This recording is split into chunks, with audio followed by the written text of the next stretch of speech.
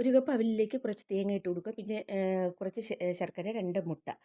ഈ അവിലും തേങ്ങയും കൂടി ഒന്ന് നന്നായിട്ടൊന്ന് ക്രിസ്പി ആകുന്നത് വരെ ഒന്ന് വറുത്തെടുക്കാം. ശർക്കരയിൽ കുറച്ച് വെള്ളം ഒഴിച്ച് മെൽറ്റാക്കി മാറ്റി വയ്ക്കാം. അവിലും തേങ്ങയും കൂടി ഒന്ന് പൊടിച്ചെടുക്കുക. ഇതിലേക്ക് 2 മുട്ട പൊട്ടിച്ചൊഴിച്ച് കൊടുക്കുക. മെൽറ്റ് ചെയ്ത ശർക്കരയും കൂടി ഒഴിച്ച് കൊടുത്തിട്ട് നന്നായിട്ട് ഇതൊന്ന് അരച്ചെടുക്കുക. ഈ ബാറ്റർ ഒന്ന് വേറൊരു പാത്രത്തിലേക്ക് മാറ്റി വയ്ക്കാം കേട്ടോ. അതിനുശേഷം ഈ കുറച്ച് തേങ്ങയും കൂടി ഇതിലേക്ക് ഇട്ട് കൊടുത്തിട്ട് കുറച്ച് കാഷ്യൂസും കൂടി ഇട്ട് കൊടുത്തിട്ട് കുറച്ച് റോസ്റ്റ് ചെയ്ത പഴവും കൂടി ഇട്ട് കൊടുത്തിട്ട് കുറച്ച് വെള്ളം ഒഴിച്ച് നന്നായിട്ട് ഇതൊന്ന് കലക്കി മാറ്റി വയ്ക്കാം. ഒരു ഇഡ്ഡലി പാത്രത്തിലേക്ക് കുറച്ച് എള്ളും കുറച്ച് റോസ്റ്റ് ചെയ്ത പഴവും ഇട്ട് കൊടുത്തതിന് ശേഷം നമ്മുടെ ബാറ്റർ ഇതിലേക്ക് വെച്ച് കൊടുത്തിട്ട് ഇതിൻ്റെ മീതെ കുറച്ച് എള്ളും കാഷ്യൂസും ഇട്ട് കൊടുത്തിട്ട് നന്നായിട്ട് വേവിച്ചെടുക്കുക. കുറച്ച് കഴിഞ്ഞിട്ട് ഇതിലേക്ക് കുറച്ച് നെയ്യും കൂടി ഒഴിച്ച് കൊടുക്കാൻ കേട്ടോ. ഒരു 10 മിനിറ്റ് കഴിയുമ്പോൾ നമ്മുടെ സ്നാക്സ് ഇവിടെ റെഡി ആയിട്ടുണ്ട്. വളരെ ടേസ്റ്റി ആയിട്ടുള്ള ഒരു സ്നാക്സാണ്. എല്ലാവരും ഒന്ന് ട്രൈ ചെയ്യുക. ഇത് ചൂട് ചായയുടെ ഒപ്പം കഴിക്കാൻ പറ്റിയ അടിപൊളിയായിട്ടുള്ളൊരു സ്നാക്സാണ് കേട്ടോ.